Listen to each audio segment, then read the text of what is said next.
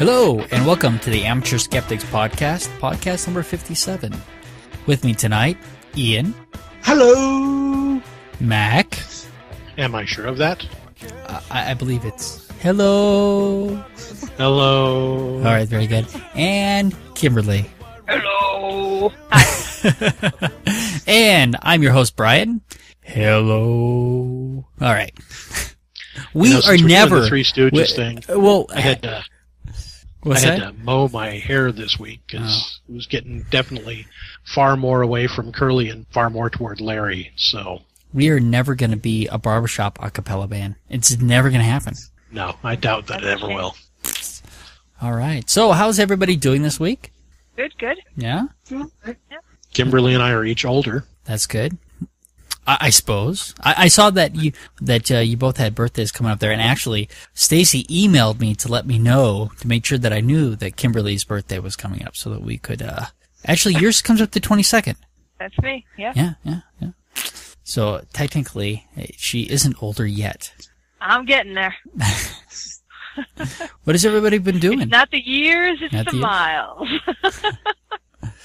Has anybody been doing anything fun?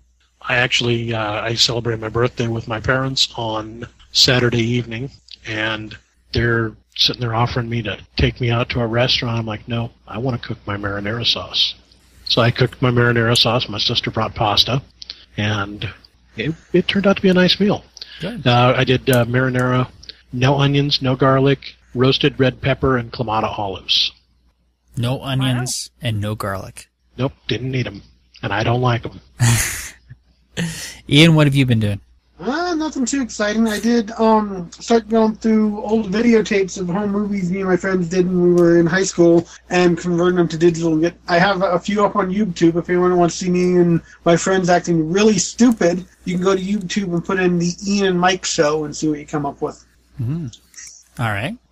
Kimberly? I've got some old videos like that from college that probably should get converted over and would probably be quite the fun trip down memory lane. You know, some might speculate that the description that you just gave of you and your friends acting really stupid could also be applied to this podcast. Yeah, well, trust me, me and my friends are much dumber in what we did for the Ian and Mike show than we've ever done in this podcast. Hey, and besides, this is the one true podcast on science, skepticism, and bullshit. This is the one with the writing in the language of Mordor on it, huh? One podcast to rule them all. There we go. And skip to the end. It ends with us wait, what have you been doing, Kimberly? Well, I was kind of telling everybody about my stuff. I've got a lot going on in my personal life with business, and as I get a little bit further along, I'll use the podcast to shamelessly plug my new business, stuff like that. All right. But I'm not quite ready for the unveiling yet. But things are good, very, very busy. I can't wait to see what Mac makes me for my birthday. I love pasta. This should be awesome. Uh-huh. But actually, I'm going to be going out with the Humanists on the Move and going up to the mountains for the weekend. So that should be a lot of fun with a new group that I just joined on Meetup. So can you tell us what is going on with getting the atheist convention that's coming up here coordinated? I sure can. I'm going to skip ahead a little bit in the announcements, but I did want to mention it. We're going to have a big open house on Sunday, May 6th, so the day after Skeptic Camp.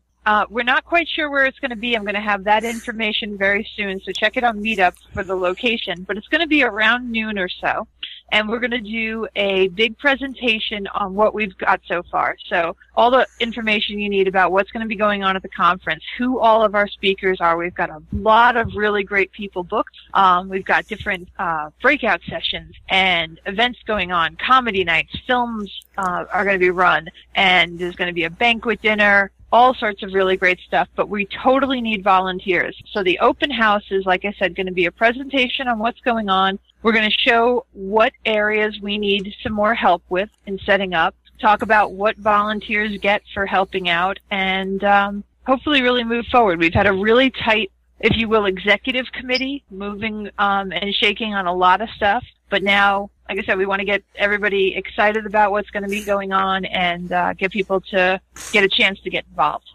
Okay, good. So, I mean, because last time when you guys had the open house, it seemed a little scattered. So I'm glad to hear that things are tightening up. It was a lot scattered. And I mean, for those who attended it and were confused by it, the, if you will, again, executive committee met for the very, very first time 45 minutes before the open house. Wow. We had no idea those people were going to be there. You're absolutely right. We didn't have anything in place because we had just met for the first time. Now we've got a lot more set. It's going to be an incredible weekend, and I really hope everybody gets involved and attends and gets to listen to a lot of really great stuff. We're doing a picnic on Monday. That's Labor Day, right? And yeah, it's going to be really great. So definitely come out for this one. And like I said, I know a lot of people were very put off on the first one because they expected all these answers. We'd all just met each other, so we didn't have any then. But we have lots of them now. They could have told us that. I mean, that wasn't the way that it was presented to us, I think. I think that's part of the confusion. Yeah, and again, it was just because there was no leadership really in place at that point. Now we've got a really good, a good system. You know, I'm bossing people around, so that helps. But yes, May 6th, around noon. It's probably either going to be at the Grand Hyatt Hotel if we can meet, if they'll give us some space to meet there, or I'm looking at maybe Brooklyn's or some other restaurant, downtownish area,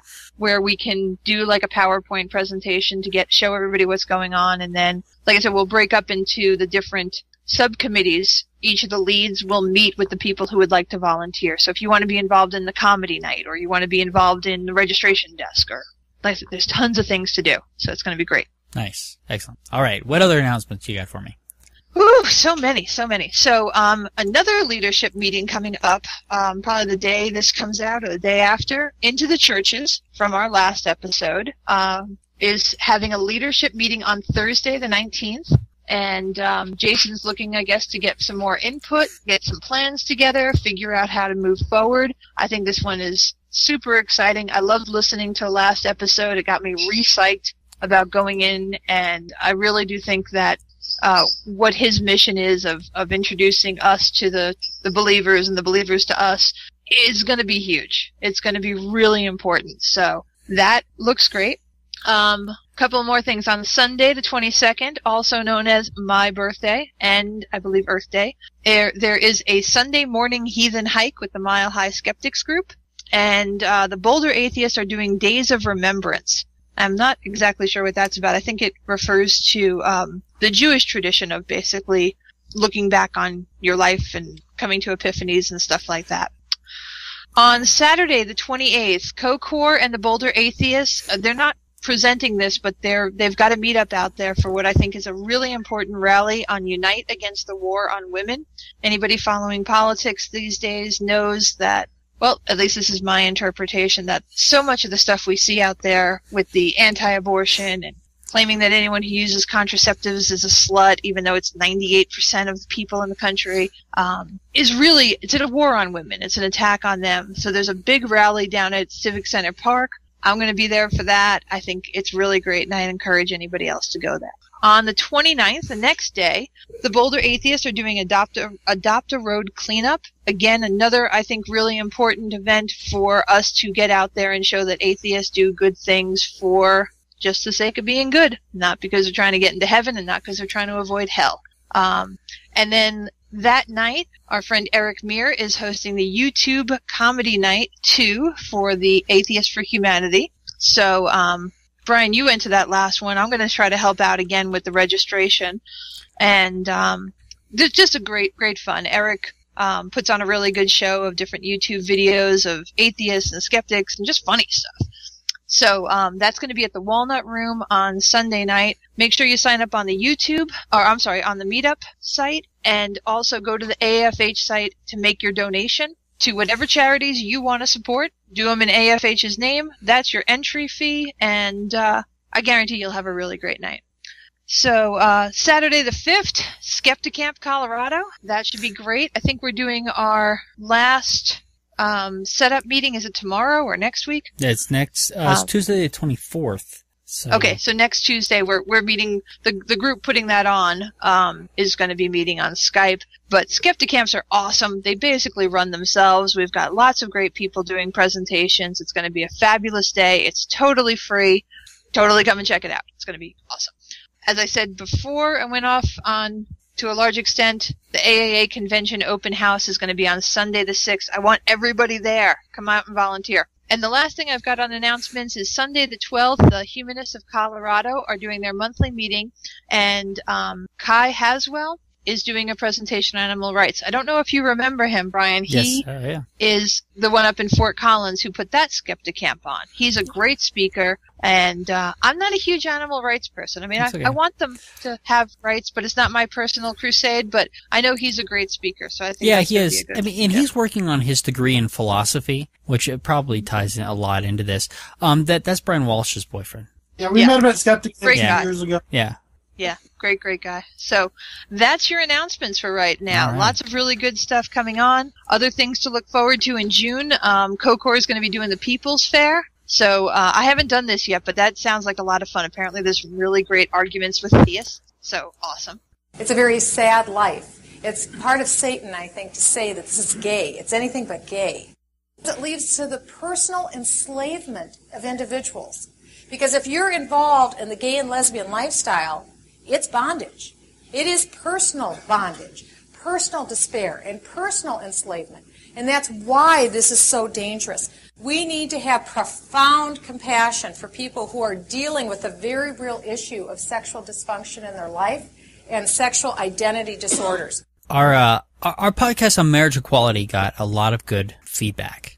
And we had, people tell us, that, one person had an issue where a partner had trouble getting into a hospital and some issues like that, and which was good to get some of that kind of feedback.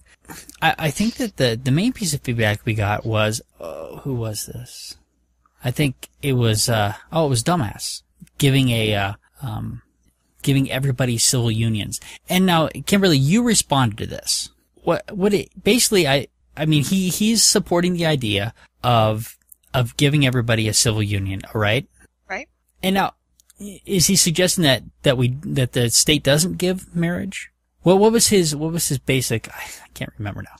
Yeah, I guess, just a similar one that we've heard before, the idea that the government really should be in the business of civil unions, that if they feel so strongly about this marriage thing, that go ahead and let them have it, but a civil union is really what is politically and realistically going on anyway.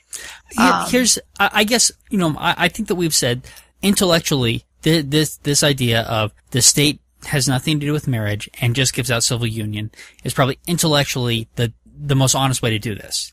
Yeah, making civil unions for everyone.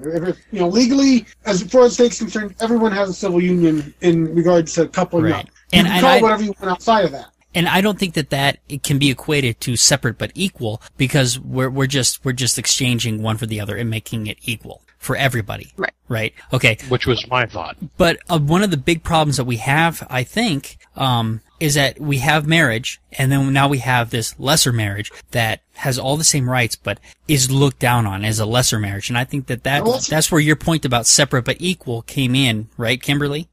Well, especially, I guess, yes. This wasn't the original argument where separate but equal came up. The separate but equal argument was applied to if you had a civil union that was the same as marriage for same-sex relationships, why would you complain about that? You'd have exactly the same rights. And my point is that's separate but equal. Okay. And it doesn't work. This is a slight variation on that. And I just want to point out that everybody would have it. So there is nothing else. There's no right. separation. That's what I'm saying is the most intellectually honest way to do it. Not the idea of having both. Right. Okay. Right. But everybody, no matter what, would have a civil union. Right. Well, if you were in a relationship. So, yes. but if we do that, we're just talking semantics now, and we're just talking about the label that we use. And by saying civil union instead of marriage, maybe would make the religious people that have an issue with this more comfortable with it. But is it really any different? And I would say it's not. It is marriage at that point. And so I guess I don't think that the idea of calling it civil union at this point is really even worth fighting for. Now that I've given it some thought, because it is the same thing. It's just a different label. Would you agree with that? Me personally, I mean, again, in a completely blank world where you were kind of restarting everything and you were going to call them civil unions instead of marriages, sure. And I guess my point remains that we don't live in this world, so I don't see what the point of the argument is. Okay. I think it's a waste of resources to try and convince 100% of straight people that they now have a civil union, and that they can't therefore complain about same-sex civil unions because nobody has a tie to that. It just seems like a waste of time. Okay. I mean, it's truly a semantics kind of thing that has lost it. But and as we said on the podcast, you know, if the theists want to say, well, I have a holy matrimony and you simply have a marriage, they can spend as much time and energy on that as they'd like. I encourage it. It sounds like a hobby, and these people desperately need something to keep them focused, because every time they get out with nothing to do, they bother other people. I certainly liked your point, and I've heard this several times, that isn't it nice that minorities can have the rights that the majority are willing to give them. Mm-hmm. And I really think, and we're about to, on the ballot is going to be the civil union motion here in Colorado. And mm-hmm. and the Governor Hickenlooper talked to us this weekend, and he said that the approval rating for this is about 62%. So, but, you know, they said it was high last time too. So this could pass. But, and this state will have a civil union and it'll have marriage. Okay. But there's some serious issues with this, because if I go to Wyoming, or you go to Wyoming with your partner, one of you ends up in the hospital, they're not going to honor your civil union, because until this is done at the federal level, made equal, all the states doing it is nice. It feels nice and warm and fuzzy, but ultimately, state to state, it means something, because it means something different. What are we really accomplishing? Well, I tell you, when I first heard about this, I was like, what are we doing here? Civil unions, haven't we had this fight? What are we, why? I'm against it. And then I had two things happen. One, Washington just passed same-sex marriage, full equal rights and everything like that. They've legislated it. They've gone through it. Their history is the same as what Denver or Colorado is doing right now. They started with the civil unions, and then they had the Everything But Marriage Act. And what they basically did was they moved the goalpost each time into something a little bit more concrete until they got to the ultimate goal. So it's worked. To your point, it doesn't really matter what individual states do until the federal government mandates it. I completely agree with you. And at the same time, I don't think that it's completely a wasted effort. I mean, when you look at this as with the abolition of slavery, there were some states that abolished slavery long before it was abolished everywhere. And that was an important, we fought a war over it, but that was an important starting point. Same thing with interracial marriage. And again, I know I'm pissing people off here who think that they're very separate, but you haven't convinced me yet. Keep bringing those arguments. You haven't convinced me that there's a whole lot of real difference between interracial marriage and same-sex marriage issues. They're the same fight over again. They're the same bigots over again. Well, but it isn't any different. As far as I can see, it was illegal, right? Mm-hmm. You could not marry a black person if you were a white person, and vice versa. I mean, it was right. And then again, some states started lifting those kind of bans. It was just like, no, of course you can do that here, but then your interracial marriage on the East Coast didn't translate into a southern state until the federal government got involved in the is it Loving versus West Virginia? I do not know. Case. I'm pretty sure that was the name of it. That they ironically had the last name Loving, which is fabulous. Yes. And that's when they said, no, on a federal level, if an interracial marriage is valid in every state in the union. All right. And they claimed at that point that was going to be the end of civilization as we know it, and every white intra-racial marriage was going to be put at risk. Wait a minute, you mean it wasn't? You mean it didn't our world? Are you sure? You didn't notice? Well, no, Kimberly, I asked you on the last podcast if by giving people civil unions, a lesser marriage would be a good start, and you told me no.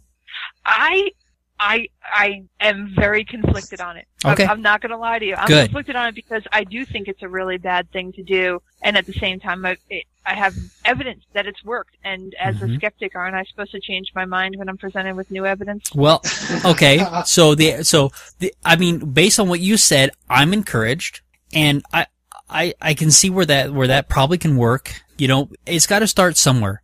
And until it does, until we start with something, I mean, expecting the whole pie at once is probably unrealistic. So, I mean, I would of course vote for civil unions, even with my reservations, because I really do feel that it's a start. I'm not going to say, well, this isn't good enough and vote it no. What I really think should happen is that they should go, you know what, constitutionally, everybody should have these rights, and it shouldn't matter whether the majority thinks they should have them or not. We have marriage equality between two people, and call it done. It's not going to happen. I know that. So I'm going to be happy if we pass a civil union here in Colorado and look at it as a start. It's going to be a start. I mean, I'm voting for it, and I will most likely be getting one of them after it's passed. You know, because again, I have a family. I have to protect my rights. But you know, if you're going to say, you know, well, aren't you happy? Are you satisfied now? I'm not. And, no. You know, it's also one of those kind of fun ones because I feel bad because there are going to be people on the other side who say, if you give them this, you're going to wind up giving them marriage. And those bigots are absolutely right. Absolutely. And they should be scared. Yeah. If I would have to get divorced to get a civil union, right? But I would do it if I was starting over, I would just get the civil union, right? As my support for, you know, for the LBG whatever community. Sorry, I forget the whole initialism. There's lots of it. I would certainly support you in that way. And so I hope that people, instead of getting married, will choose a civil union instead. Now, if it doesn't have all the same rights as marriage, if there are caveats, boy, that's going to be difficult. And so it is going to be difficult for somebody to willingly step up to. Yes, I would like you to give me second-class citizenhood because I think, you know, in solidarity. And you know what? I mean, again, I'm just speaking for me. I wouldn't ask you to. I wouldn't ask you to put your family at risk in order to make a stand like this. I think it's wonderful. I think it's a great idea, and I really support the idea of it. And, you know, I think it might even take a couple of brave people like that who might have a little bit less to lose, who say, you know, I'm going to go with my heterosexual relationship to sue the state over the fact that my civil union isn't recognized everywhere. But it is happening in other states. And I think I covered an article where that was happening. In fact, I know that I put it on Facebook, and Stacy asked me if I was going to get a civil union. Yeah. So. I mean, and again, it's a really interesting place, and like I said, I want to say I've grown a lot because my first thing was it's everything or nothing. And maybe it's just, the fact that I'm hitting 41 here in a week. I'm not as militant as I used to be. I still want everything. I still think we absolutely deserve everything, and I very much feel in my heart we're going to get it. But I'm gonna go ahead and take these baby steps too, and try not to. I don't want to. I'm certainly not going to be bitter about it. I'm going to be looking forward to the eventuality that, you know, we can't live in a society with separate but equal. It just doesn't work. And we'll get there. Yep. Excellent. So I'm feeling positive about it today. All right. A couple of other, you know, I don't look at these often enough, and I don't actually know the dates that these went up, but there was a couple of people who put a little something up on iTunes for us, a couple review, and one of them is, what is this, Talafofo? I'm sure I'm getting that right, and I apologize. They said they just found the podcast a month ago, and they were working through our back catalog. Great podcast, so thank you very much. The other person is Stuck in Space Time, and they just said that they loved it. So certainly appreciate when anybody leaves us a review like that on iTunes. That's great. We haven't really... Although that one sounds like it might be a nom de plume for Ian. Come on, Dr. Buchan, we've outed you. Figured it out. So, no, but, I mean, am looking at these things. So if people put reviews up there, I go and I look. If they're in other countries and I've missed them, because I went through a couple of countries and I didn't see anything, and so I could have missed those. I certainly appreciate it when people do that. So if by chance you're in another country and you put something up on iTunes or reviews, send us an email at WTF@amateurskeptics.com, and I will certainly acknowledge that on the podcast. So thank you very much for doing that. All right. And thanks for all the comments. Let's keep. Yeah. I find the conversation that arises from these things the best part. I got a lovely email from Mims. Mims, and telling me that I forgot. I was listening to. I started Judas Unchained, and that's Peter F. Hamilton, and so she's like, I'm sure that you or I don't know. The person said, I'm sure that you probably realized by now, and they actually were just back from the Reason Rally, so good for them. And they were enjoying the podcast too, so that's great. I really appreciate that. So great. We had a discussion about Peter F. Hamilton books. We both liked The Dreaming Void. And actually, you had a discussion with a listener too, didn't you, Kimberly? Well, this was we're going to do the article, I think, another time because we'll skip it. Have a big topic to go through. But yeah, David and I were having a discussion about stuff, and he sent in an article that we're going to go over. Probably not this podcast, but we will. So yeah, again, if you listeners have things you want discussed, send it to us. Let us know. We're totally happy to do that. All right, let's move on. And I had one moment. Yeah, sure. I had a discussion with a listener also. And that listener was Dumbass. I guest starred on his Invisible Sky Monster podcast. That makes 3/4 of the amateur skeptics who've been on the Invisible Sky Monster podcast so far. And Ian, he said, you know why you haven't been on there yet. Oh. I just want to say in defense of we're talking about the civil unions, and of course it was Dumbass that was trying really, he was giving some argument for them. And I just want to say remember, we have to kind of forgive him because he's Canadian. Right. That's true. And the poor guy is in apparently an actual loving relationship, which of course is not what marriage was designed for. Exactly. So yeah. Give him some pity. All right.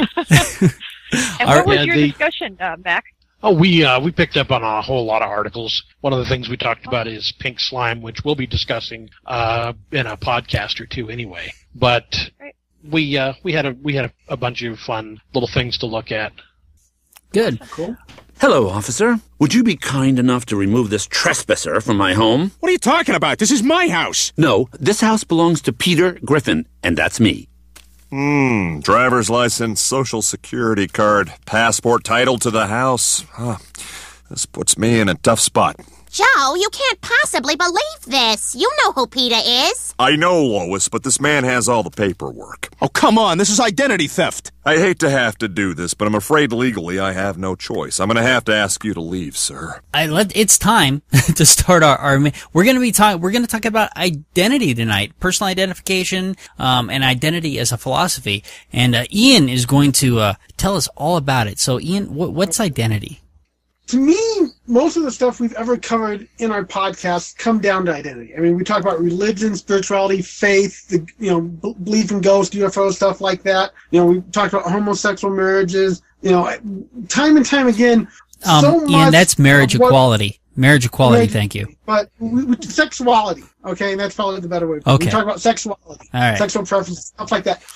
So much of what we discuss really does come down to identity. How people view themselves. How society views them, all this stuff comes together. And so, to me, this was the most logical topic to get around to sooner or later. Okay. So, I'm trying to find out more about identity. It's interesting because most of the stuff, there doesn't seem to be any concrete way to get into what identity is. It talks about, the philosophy of it, all this higher stuff, because to some extent we don't know that much about identity. It gets into, are we really the same person we were, even though we have the memory, stuff like that? And so identity is a complex thing. And it's to me, it's very much something worth talking about, worth thinking about, because it's very important to our society. And like I said, so much of what we talk about can come down to identity. How we identify ourselves is almost the key thing to life to me. Well, I mean, get specific here. I mean, tell me what do I need to know? Well, that's what we'll start talking about here. Okay, start talking. Brian, I was going to start with names, because names to me is the most basic way we straight identify things. And 3 of us, I know for a fact, Brian goes by his middle name. Mac, his birth name's Sean, so no one. I don't know if anyone calls him by his birth name. He's normally Mac. I knew him as what did I meet you as? White Wolf. White Wolf. Yeah. So and I changed my last name to reflect the fact that my stepfather played an important role in raising me. So right off the bat, 3 people here, for whatever reasons, have altered their names because of how they identify themselves. Actually, it's not true. So, okay. My mom is the one that opted to call me by my middle name. She was not particularly fond of my first name, William, but I believe that was insisted upon by my father. So she honored that, but gave me the name that she wanted to call me by, and that's the name that I use. Okay. But interestingly enough, it does very much go into my identity. Right. And so you see that. It's interesting how much people put into names. I put this article here some time ago as a joke one to look at, but it's 10 illegal baby names, which is quite interesting because it looks at kind of how society views names and the importance of them. Because there are names that in some cultures are illegal because they could be confusing to the kid. They could be stuff that the kid gets made fun of, stuff like that. Yet, if you look through this list, some of this stuff is really, okay, here's a couple names that were blocked in New Zealand. Fish and Chips, Yeah, Detroit, Keenan Got Lucy, and Sexford. Yeah. I mean, that's an interesting article because, but what's more interesting about the article is the way that the state is getting involved. More than that these people are choosing outrageous names, the fact that the states or the countries are coming down and saying, I don't think so. But I think the more interesting thing about names is that when we look at somebody and they tell us their name, we immediately have a internal dialogue about whether that person looks like what their name says to us. Or we might have an internal dialogue about, I know somebody with that name, are they going to act like that person? Sure. So we may treat them as somebody other than they are because they have a name, you may have known an Eric and you didn't like it, Eric. Well, I have a weird thing with names of people close to me. Like, my sister's name is Lisa. My best friend Mike married a Lisa. It took me forever to remember that woman's name is Lisa because, in my mind, my sister is the Lisa. Mm-hmm. And other Lisas, and I have a lot of common names. If I know someone with that name who's close to me, I have a hard time remembering other people that have that same name. It really just blocks out because, my best friend, he is the Mike. Other Mikes, I have a hard time remembering, oh yeah, that's a Mike as well. And it just because those names are close to me, to give someone else that exact same name, it throws me off. Because, no, they should have a different name because they're not the Mike. My mom chose Brian because she was a teacher, and she never had to yell at Brian in one of her classes. Okay. But no, there's no doubt names play a huge significance in identity. And it's how it's not necessarily ourselves, but it's how, we identify ourselves to the world. And, people do manipulate their names for that. We've seen that. There was apparently when Muhammad Ali changed his name, I believe that was a huge deal, to suddenly go to this Islamic name and, oh my God, why is he going against the name that his parents gave him? That's horrible, horrible kind of stuff. But, he changed his faith and everything and said, okay, I'm going to change my name to a name that reflects who I now see myself as being. Sure. Actually, though, let's not forget that Mac probably has one of the more interesting stories when it comes to names. Don't you, Mac? Okay. You're talking about my given name? I'm talking about your last name. Oh, you're talking about the Smith Ford. I am. Okay. Well, basically, my wife and I got married. Sorry, no civil union. Okay. We tried, but it's not always civil. And we decided to go ahead and put our names together rather than changing either one of them. But, of course, she chose a different last name than what hers originally was. Well, yeah, but there was a very good reason for that. Sure. Now, apparently, I need to find the article, but I read an article talking about women and how they're viewed business-wise, professionally, in their name. If they keep their maiden name, they're actually viewed as being smarter and more professional than if they actually take on their husband's name. So, there's a level of society where they, that kind of thing gets reflected as, weakness. And that's an interesting perception too. Yeah. If you take the name of the other person, you're subordinating yourself to that person. Essentially, is what it is the perception.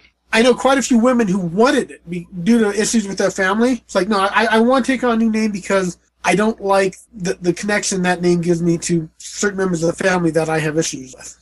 Let me make a point about my wife's name change happened before we got together. Well, not before we got together, but before the marriage. She did a legal name change before we got married. So it wasn't like she just suddenly decided to change her name on the form. I don't think they allow that. No, I suppose not. I honestly have no idea what goes into legally getting your name changed. I've never looked into it. I've heard that it's very bothersome when you get married, get everything done, just because there's so many little things that has your name on it. I guess my wife didn't have that much with her name on it when we got married, so I don't know about that. But name change is real easy. Go to at least here in Colorado. You go to the courthouse, fill out the papers, go before a judge. As long as you aren't changing your name for to hide from legal reasons or something like that, then you have to make sure it gets posted in a paper. It could be the smallest little paper out there. But you have to put basically a posting in a newspaper saying so-and-so changed his name to such and such. So it's really difficult to actually find a newspaper now. Yeah. No, the courts give you it's like, well, this is the one that's just a few blocks away that costs next to nothing to put the personal ad in. All right. Huh. And I've never noticed a personal ad that said that. Although I'm sure they're out there. I've just never seen them. Yeah. Like I said, the problem on the big papers because that would cost money. You go, I forget the name of the paper mine was done in, but even to change my last name the way I did, that's what I had to go through. And all that was adding breezy to it. So interesting. All right. I mean, Kimberly, do you have I any? honestly say the last time I handled a newspaper was to put it under a birdcage. So, Kimberly, do you have any attachments to names in any way that you can think of? Again, it obviously hasn't come up very much in my non-marriage world, but I've never wanted to give up my last name. I think my last name is cool. I mean, you would have to have something like, change my name to like Kimberly Death or something like that, for me to change my name by getting married. Like I always knew from a kid that I wanted to remain a Saviano. It was kind of important to me, and then wasn't an issue. So, but I've never really thought about it. I do have a couple of weird things. Like when I see my name written, I like it to be Kimberly. When someone's speaking to me, I'm fine if I'm Kim. But if you write my name Kim, I'm always like, what, you couldn't spare 5 letters? Seriously? Are you saying it's a weird identity thing, yeah. You're saying you're worth 7 letters then? You're like not them, yeah. Let it go for 3. You better get your 7 letters. I deserve them. Yeah, weird, huh? I don't know. I have no real attachment to my last name, and I've often thought about dumping my first name and making Brian my first name, just because it would be so much easier. Yeah, well, my friend Stefan did that. His first name was Michael, but he never went by. He always went by Stefan, and people kept bugging him. It's like, well, why don't you go by your first name? So finally he said, screw it, I'll just change it, and Stefan will be my first name now. Right. I have some of those kinds of feelings for sure. But you never looked into it before this? I haven't. I didn't realize it was so easy. Because I've had the thought because I don't like the name William. It's fine for other people, but I'm not a William. I don't identify with that name at all, and so I have no use for it. Yeah, your Facebook page throws me off. I keep forgetting that I have to look for William, not Brian, if I want to look at your Facebook stuff. Right. And I've done it a few times. It's like, oh yeah, that's right. Yeah. Yeah, so, you don't really just come across as a William. You can't even Billy that because we lost you there. I actually find Billy offensive, and I don't know why. It just rubs me the wrong way when somebody calls me Bill or Billy. I hate it. I have a visceral reaction to it that I have no control of. I dislike it with a passion. Oh, interesting. Yeah. There you go. There's one of my buttons. So if your name did change, like, I've known people who changed their name, like they got like real hippie names, like Birdsong and weird stuff like that, in an effort to not change their identity, like trying to get away from the law, but maybe more like Mac's wife of wanting to start a new life that was unassociated with the previous one. And again, I don't have personal history with this, but I just wonder, does it really have that effect, do you think, for people who say, okay, don't call me Kimberly anymore, now I'm, I don't know, Skyla, whatever you want to call me, I don't care. Do you think it really makes you feel different? You'd have to ask Mac's wife. And I guess Ian too. I think it did make her feel. It made her feel very different. Yeah. Yeah. Okay. The reasoning to my last name was a lot of family issues. I looked at it on the canon side. I had pretty much just my father, my biological father, who we get along fine, but I'm not necessarily that close to. On the Brazy side, we have my stepfather who raised me, and I have a strong bond with my mother. All my stepfather's family, who I'm very close to. They're the family that's always been there. That's where all my aunts and uncles are. So to me, when I came of age, it was my choice completely, but I came of age, and it's like, okay, how do I want to identify myself? And I said, well, I'm definitely part of the Brazy family. There's no doubt about that. But I'm not necessarily going to get rid of the canon part because I want to, still have a connection to my father. I think, honestly, if I would have gotten rid of the canon, that would have really hurt him. So I also looked at it as I'm trying to become a writer and stuff. That's going to be a unique, memorable name anyways. So, there was some thought that went into it, and, I like what I came up with. It works for me, and I think it does identify me the best. All right. And it did make you feel a little bit different when it was done? Yeah, and, yeah. And I know it made my stepfather feel, different. I bet. It meant a lot to him. All yeah. right. Well, and now that we're talking about it, I really haven't thought about it in years, but I was confirmed in the Catholic Church as a kid. They do that to you, like when you're 12 or something like that. You pick another name so that that's your Catholic name or something. I never quite understood the whole thing because I quit Catholicism shortly thereafter. I made the deal with my mom. I will wear the dress. I will do this stupid ceremony, and then you will leave me alone. But so I picked the name Jamie, and some of that was to kind of screw with them because I wanted a masculine name. That was based on St. James, so they couldn't tell me it wasn't biblical. And I remember it tweaked the hell out of my godmother, my Aunt Pat.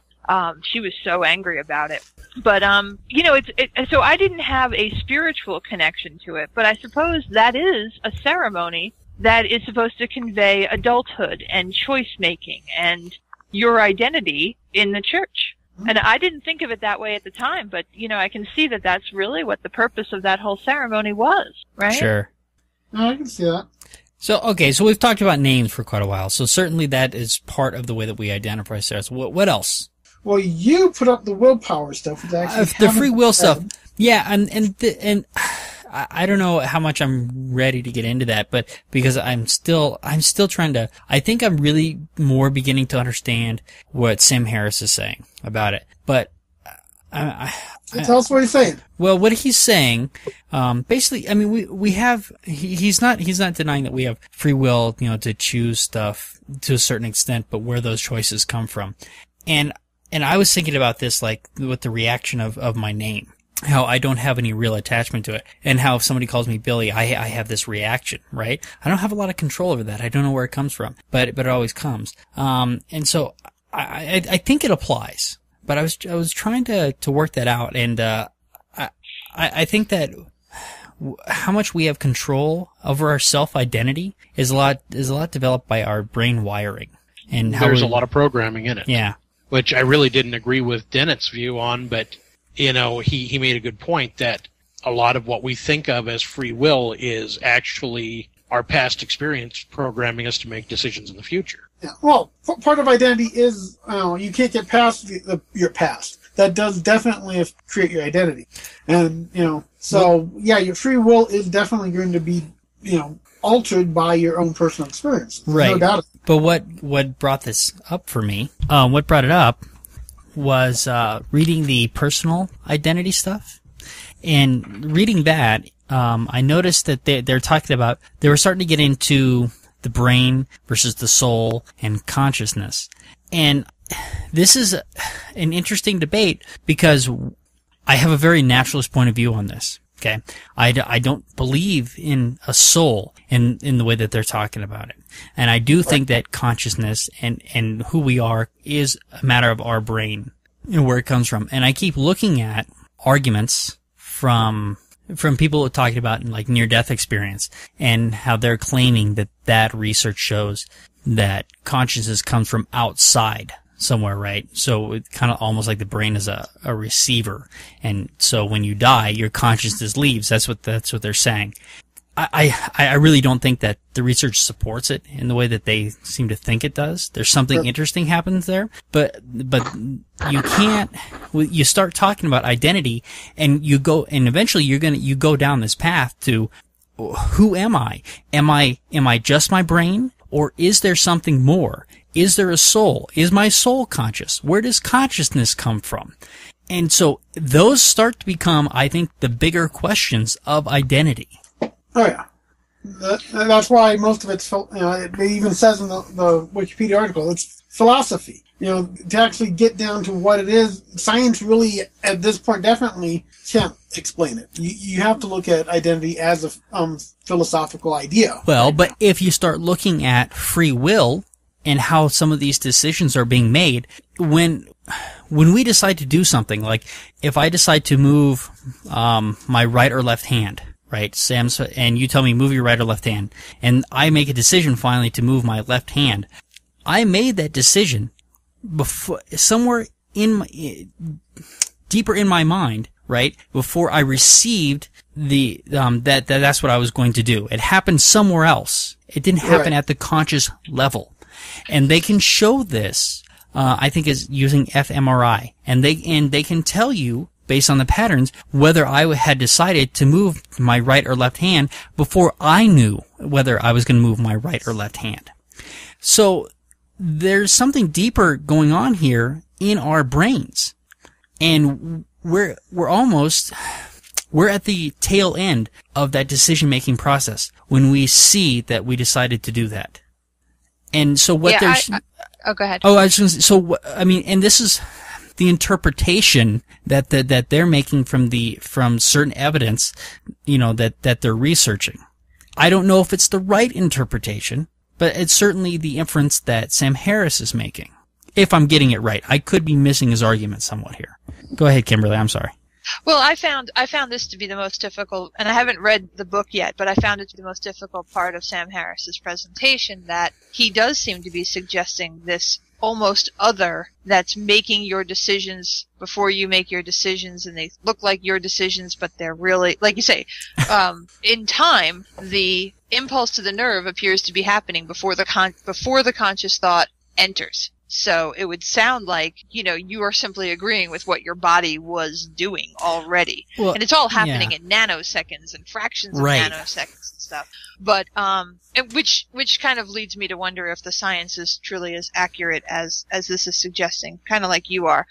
But I just kind of, I don't know, it comes down to a point where when the nanoseconds are being split like this, and, if you're just simply agreeing with the chemical and electrical signals going on in your body, what it all means. And I think you just called it naturalist kind of idea, that if I'm not putting words into your mouth, just to make sure I've got this right. You're a monist. You believe that there is one thing that is you. And that's a combination of everything in your body, your brains, your thoughts. But there's just one thing, that there's not this external soul and mind, or mind and brain, is I think what most dualists kind of separated on. Exactly. And I call that naturalist. Okay. Yeah. And I've heard it referred to as monism. Okay. Just the idea that there's one thing there rather than, soul and body or mind and brain. I think those are the same thing. And, again, the science is not complete on it. So this is one of those places where, confirmed atheists like us have to take some stuff on a little bit of faith. It seems like this makes more sense to me, but I don't have evidence. Right, and I have to freely admit that. He's right when he says, okay, I want you to think of a state, right? Or a city. And it's like, okay, and now that was the wrong one, think of another, right? And then he says, okay, why didn't you think of Cairo? And actually, Kimberly, you might have thought of Cairo because maybe that was his explanation. But where did those thoughts come from? Where did it, I mean, you can kind of look at it and kind of analyze it and say, well, I kind of keyed off of this and this. So it was maybe there was an environmental factor or a stimulus, but ultimately, you didn't actually choose which one to think of. it's an interesting thought experiment. And I know I still don't feel that I quite can go down the road with him, and that I quite understand where I don't get it all by any means. That's what I'm saying. No, but from what you and he may not necessarily be right either. Yeah, go ahead, Ian. But from what you described, I don't think anyone necessarily gets all. Even him, he seems. I don't know. What you're describing seems a bit vague and a bit hard to really prove. Because when you said that, I was like, well, I could go with Lakewood, my home city. But now I want to do something more interesting. I'll go with Albuquerque because the name's funny. But did you think of Cairo? No, didn't Why think not? of Cairo. Because why didn't you think of Cairo? It's not associated with me. I went through names that have a connection to me. But so you I've had been to Albuquerque, okay. I've been So to Moon Festival there. I have memories of it. Right. But Ian, do you think Albuquerque is a funny name because they used it in Looney Tunes cartoons that you watched years ago? No, actually, I think it's my name because of Weird Al's song about it. That too. Ultimately, okay, so this could be programming. You've got to read his book, and the stuff on the podcast is good. I mean, he has a lot out there. There's a lot of Dennett talking about free will, but I think the logic of why would anyone without a connection to Cairo think of Cairo? It doesn't make sense to me. It's like, no. But that's his point. That's his point. You could not have thought of it because you have no connection to it, and you didn't choose not to have a connection to it. So I just don't. How is that free will? But yeah, so you don't have the free will to choose Cairo because you don't have a connection to it. Right. It's his point. It's a nasty point. I don't agree with that. That necessarily has to do with free will. Well, of course you don't agree with it. Because you don't like it. It doesn't. The logic doesn't work for me on that one. Well, I think I don't know. I think the logic does work. I just don't know if it suggests everything that he's saying it suggests. So I mean, once again, but you're hearing the argument from my mouth. I'm reinterpreting his argument. So the best thing to do is to go get the argument from him because you're getting it secondhand. Agreed. So I'm going to be doing, I think I have a podcast of like my topic scheduled in a couple of weeks, and I'm going to be doing a lightning round presentation at Skeptic Camp on this, but I've been doing a lot of studying on brain plasticity. Okay. So I'm going to give you a quick little preview because it does kind of touch on all this. And it talks about how the brain is basically, like you say, programmable. It's based on our previous experiences. The things that we do can get reinforced or diminished based on the reactions we have and how that tends to influence our subsequent behaviors. So, if you have the dopamine effect from something, that will encourage you to do it again. And because it was pleasurable, it made your brain feel good, and it's actually doing stuff to the wiring of your brain that reinforces it. But it does come to the point where, if you had that brain in a vat kind of idea, like a Descartes kind of idea of the evil genius controlling all of your sensations, what do you have of the universe? He suggests that if all of your senses are being manipulated, then we don't know anything about anything because everything's being manipulated. But he comes back to, this idea of cogito ergo sum, of, the one thing I do know is that I know something. All of my information may be false, but I know something. And he was trying to break down, where identity starts and how that happens. So it's all, I know this is really rambling and stuff because it is such a big, big topic. Yeah. But where you come from is, I think, to what we've said before, the effect of all your experiences, the way you interpreted those experiences, the way your body was able to absorb those experiences. If you're blind and I'm not blind and we have the same experience, we're going to have a very different experience. Yeah. And the really amazing part is that even if you're not blind and you have the exact same type of eyesight I have, you're still going to have your own completely unique experience. Yeah. Yeah. Which really blows you away because then what is real? What are we all agreeing on? Right. Well, and right now I'm reading The Republican Brain by Chris Mooney. And once again, that's talking about... That seems a contradiction in terms. It's talking about, the Republican, or basically the conservative brain versus the liberal brain. And so how there's some fundamental differences between the two. And it's funny because I bought 4 books this week and they're all about the brain, and I keep buying all these books about how the brain works and why we the other one is the better angels of our nature, why we Why Violence Has Declined by Steven Pinker, a lot of Steven Pinker stuff. I'm reading all these things about the brain here recently. I'm so interested in this topic, and free will is a small fraction of all the stuff that I've been reading. I used to think the brain was the most interesting part of the body. Then I thought, well, yeah, but look what's telling me that.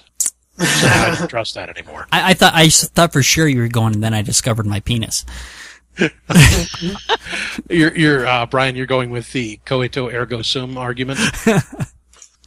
And then Mac here threw up a gender identity article. Right, I threw that in there because that's another huge way that we identify ourselves, both by our what we feel that our gender is, whether that's our physical gender or whether our internal gender is something entirely different than what our physical gender is, and also our sexuality, because we define ourselves as, heterosexual, homosexual, fetishist, some combination of the above.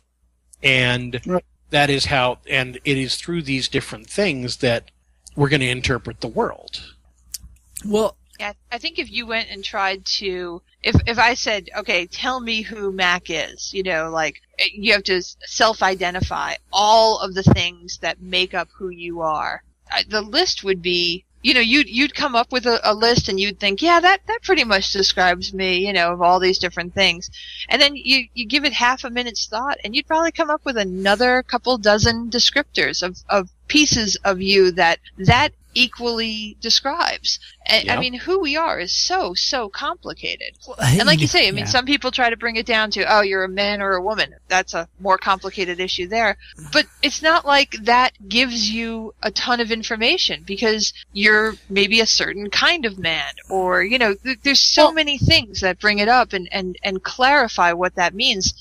It's just kind of amazing. It's a rabbit hole. Man about town. And the last part of this article, it says, note that just as gender and sex are not interchangeable terms, neither are gender development and sexual development interchangeable. Basically saying, sex and gender are separate things, separate part of how you identify yourself. But this I definitely think that's an interesting comment to have on the document. It's interesting because, as we start to identify ourselves, we can, if we're doing that and we're describing ourselves and we're looking at all the different things to describe it, this is the reason that you can read a horoscope out of the paper, a random horoscope, and go, oh, I can see how that might apply to me, because we are so complicated, and we are all those things at different times.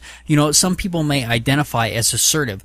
Well, at some point in your life, even somebody who's not assertive is going to be assertive about something, right?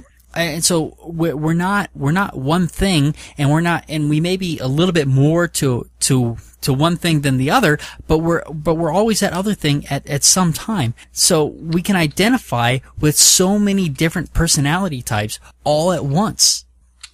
All right, well, that's to define people as within certain roles always bothered me. You get the certain questions, like yes or no questions, about how you feel about something. And it's like, I can't just answer yes or no on that. It's so much more complicated than just, do you like chocolate? Well, what chocolate are we talking about? How are we talking about fixing it? I like chocolate, but I like chocolate in some ways, and I dislike it in others. Mm-hmm. And we try to narrow so many things down to like the yes or no questions, the real simple things. And I've done the fun little trivia on Facebook where what character are you? And I'm like, well, none of these. There's one question you're asking, none of these fit me. Well, I guess I'll go with that one because that's the closest, but you've narrowed it down to only 2 or 3 choices that don't work for me. And I've seen that. I've seen us really try to squash, figuring out who we are into a really small bubble. It's like, no, those answers aren't quite what fits me. I'm way out here in something you guys seem to not be able to think of. But I would also argue that at a different time, depending on how your day is going, depending on the experiences you've had that week, that you might identify differently with those different descriptors on different days. Well, okay, going to the idea of taste of food. I can't stand iced tea. But when I've gone golfing with my dad on a hot day, I'll gladly drink the iced tea because I don't really taste it. It's not that I still like it anymore, but I'm willing to tolerate it because at that time in that situation, I'm in a position where, okay, I'm not going to worry about the fact that I dislike it. I need it. And that go, so in different situations, you do kind of express yourself differently. Your preferences will change slightly because, hey, guess what? I don't need to be, I'm in a situation where if I'm going to be as, my normal self where I'm picky, I'm going to miss out on something, or I'm not going to have the refreshment I need. So guess what? For this situation, I will be slightly less picky. I will let myself not have my same normal attitude because I'm going to be rewarded for it. Right. So, but if that's how you chose to identify, was you are a non-iced tea drinker, and then you're drinking it, is your entire identity ruined? I mean, again, I mean, that's a silly example. I'm very clear on that. No, your point is good. Yeah. The point's there. I'm not saying that's, your huge identity thing, but it's something I think simple enough people can kind of look and say, okay, at times while I may not like something, I'm willing to stretch a bit on certain situations to go out of my way to tolerate it, because for that situation, there's a reward to it. There's something to gain. It doesn't change who I am in the entirety, and I can go back to being myself at another time. Well, but now that's a really interesting point. Are you the same person? Well, here as we're having a little birthday month for some of us, are you the same person you were 10 years ago? Well, yeah, that's the philosophical thing. Yes and no would be I think for most people, yes and no are the correct answers. Mm-hmm. The aspects that are the same and aspects that aren't. Everyone changes. Well, but physically, every atom in your body has probably been replaced, right? So, can you be the same person? So now we're getting how much does the actual physical makeup have to do with who you are? That's certainly part of it. I think I think we should hit that. Yeah. And that's another one of those philosophical things. How can you figure that one out? I'm a different person in the last couple of years after getting medical diagnoses. Sure. I've had to change a lot of things about myself. I've had to change a lot of things about my identity. I used to scoff at the thought that drinking sugared soda was going to harm me. And I would say, well, hey, I don't drink that much, or I drink less than I used to. And then suddenly, yeah, you better not drink it anymore at all. So I've gone from a person who would not touch water to a person who drinks water every day now. Yeah. And the Greeks used to say that you never step in the same river twice. And the meaning of that is with the water flowing and this is time as well, it can be seen here. You can never be the same you from moment to moment. Every experience changes you. It changes what's in your memory, and therefore that's one of the components that determines, when we have these little thought experiments of pick a city of what is going to come out next. Every single thing that happens to us influences us, and on some level or another. I mean, even if it's just the coding of another neuron into a memory that you didn't have a second ago, you're different. You're different in some way. And it really does screw with you on the idea, well then, how much can you lose and still be you? How much can you change and still be the same essential person you were before? Or is it all just an illusion? And that what we claim as identity is just a collection of convenient descriptors that apply right now. We've seen that. One of you at a time. Ian, go first. I'm sorry, Ian, you go and then Matt go. A friend of ours. Now, you don't know. I don't think you've ever met him, Kimberly. I'm not going to say his name because, but we know the whole situation. He got married, and once she got pregnant, she started to change drastically as to who she was. And then she got religious and was completely a different person. And needless to say, their marriage fell apart at that point. But who he fell in love with and who he ended up with were completely different people, even though physically they were the same person. But how she conducted everything about her life was so opposite suddenly. And so, there are these drastic changes that happen within just a few years for some people. Who, I definitely would say she is not the same person she was when I first met her. Absolutely and I think Brian and Acker would agree with that. But I wonder what she would say. I think she would say the same thing, but she wouldn't see it as a bad thing. Mm-hmm. Right. Ian, she would say, yeah, I'm a different person, but it's for the better. And everyone else is like, well, actually, we can't get along with you now. Yeah. Mac? But, What were you saying, Mac? I was going to say one of my favorite authors, one of my favorite books by him is called Night Watch. This is by Terry Pratchett. And the main character is thrown back into his own history and essentially has to save his younger self's life in order to make it back to his own time.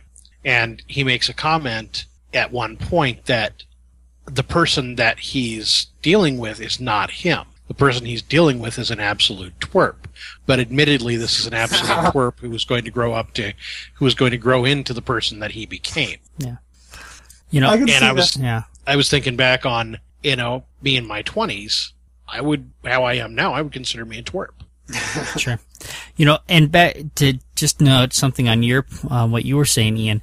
I was reading a book talking about the brain, and they were talking about pregnancy, and they said the author said outright, listen, you cannot go through that experience and be the same person at the end. The hormone changes that happen, everything that happens to the body, all the different chemicals and everything that are generated at that time, you can't be the same person at the end of that process that you were when you began. It's just not possible.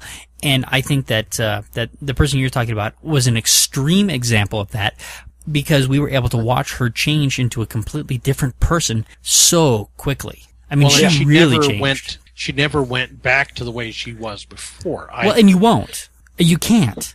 That's what the author was saying, is that you can't be the same person. I would think that if you were secure in yourself before what happened during the pregnancy, you'd still tend to vary back to your baseline. Maybe. With some additions. Well, no, that's what. She's not saying that it has to be that extreme, but she's saying that there are physical changes that happen to the body and the brain, and you can't be the same person at the end of it. That some of those changes are going to change you forever. And I would suggest not just chemically or physically like that. I mean, like you say, can you really go through the birth of a child and be exactly who you were before that happened? Physically and mentally, so. I haven't had one, and I don't think so. Yeah, well, even from the male point of view, it does. It should change you. I mean, when my first son was born, I did change who I was. Not significantly, but No, it's not necessarily bad. Yeah. No, I'm not saying that this is responsible to do a few things differently in my life, and I accepted that. Yeah, the author isn't suggesting it to be a bad thing at all. They're just recognizing that, that there are physical changes that happen in those processes. And I think that there's a lot of them. You can't come out of a car accident and not have been changed in some way. So there are all these environmental factors that are changing us. And in extreme car accidents, people get brain injuries and they come out of it a different person. It happens all the time. And so this actually does kind of fit into the last thing we have here. A YouTube phenomenon where basically a girl put up a video and straight out asked people to tell her whether or not she was pretty. I found it a bit disturbing. Really disturbing. But, that's what it says. Am I pretty or am I ugly? I want people that have never seen me to tell me who I am now. Define me. And apparently caught on other people have been doing this. And it's like, that's a bit disturbing. You don't go out there and say, okay, you people who have no idea who I am, please define me. And, I mean, online is not the place for that, because there are some people that for no reason will be completely rude to you and rip you apart. Did you watch the video? Well, there are also people who may choose to use that as a way to manipulate you, either for their own amusement or their own gain. Yeah. Right. And especially a young teenager who's going through puberty and stuff, they're vulnerable. And to let so many other people define them, I mean, that could really screw you up, I would think. Well, the girl identified as 15, but the article suggested that they didn't think that she was probably younger. But did you watch the video at all? I haven't. I watched the first 10, 30 seconds of it, and I turned it off. I could not finish the video. It was, I can't imagine my kid doing that. Yeah. It's a little scary. The sad thing is, I think we all somewhat go through some of that, though. We're not straight out being as stupid as this, saying, hey, listen, world, define me. But we do, to some degree, let other people define us. Absolutely. We want people to give us the input of how they see us, and that does affect how we define ourselves. And especially, like I said, at this stage, when you're going through puberty, you're big on that.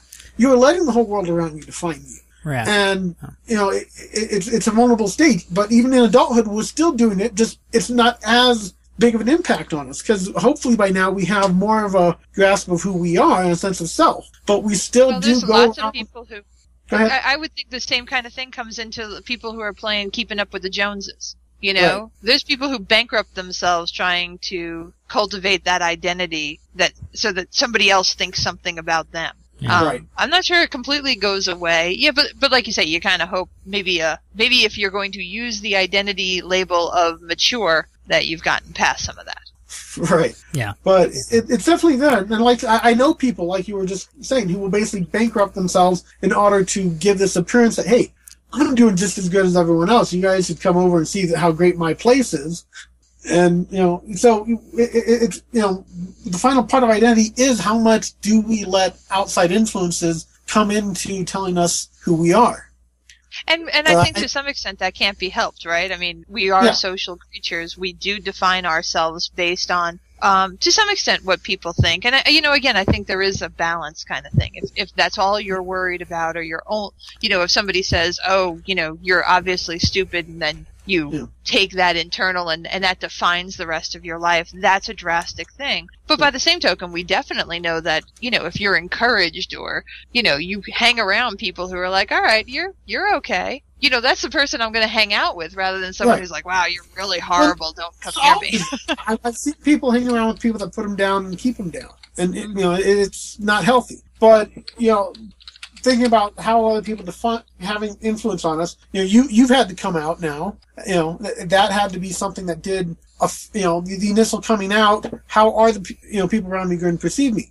I know when I came out as an atheist, I had that same kind of thing. When I decided to be more vocal about it, there was a level, okay, how are all these people connected to me going to perceive me? How much do I want to display my beliefs, my ideas? Because I know it's going to upset some people around me. And it didn't upset near as many people as I thought, but still, there was that worry, that concern. If I come out and tell everyone who I am, how are they going to perceive that? How is it going to affect my relationships? And so, being open about your identity is, a big thing. And like Kimberly, you're probably, one of the top people in this group to be able to look at that. Yeah. Hello? Yeah. She's here. There's some lag there. Give her a chance. No, I'm here. I'm just kind of thinking about it. It's just kind of too big to get into completely. I'm not trying to. Yeah. Go ahead. But you understand what I'm saying. There is this idea, how I present myself to everyone around me, how is that going to affect things? And you do have a sense of that. Yeah. So. Yeah. No, so I guess everybody does. Yeah, we could probably do a whole nother show on identity in the future. I mean, this is definitely a topic that can go so many different places, and I think we covered a lot of the basics here tonight. So, I think it was a good discussion myself. I'm glad we did it. I actually don't agree with you. I don't think we can ever do a show like this again. I think the different people that we are in the future may do a similar show, however. Well, okay. With that, I was paying attention at least. Yeah. You haven't nodded off, and that is something. Very good. Well, I think that we're going to call it at that point. This has been a really interesting discussion. Is there anything else? We good? I think good. All right, very good. Say good night, everybody. Good night. All right, be good. Thank you for listening to the Amateur Skeptics podcast. For more information about the Amateur Skeptics, go to amateurskeptics.com. To send us feedback, suggestions, or big flaming insults, feel free to contact us at WTF@amateurskeptics.com. Other contact information can be found on our website. You can leave a voicemail for the Amateur Skeptics podcast at 720-295-7785. Music for this podcast was provided by OFM. To find out more about OFM, go to myspace.com/OFMHQ. This podcast is released under Creative Commons, No Derivatives 3.5 license. Thank you for listening to the Amateur Skeptics podcast. Amateur Skeptics website, Facebook, and podcast album art is provided by and copyright Shadow Knight Digital Portraiture. Larger prints or custom pieces are available upon request.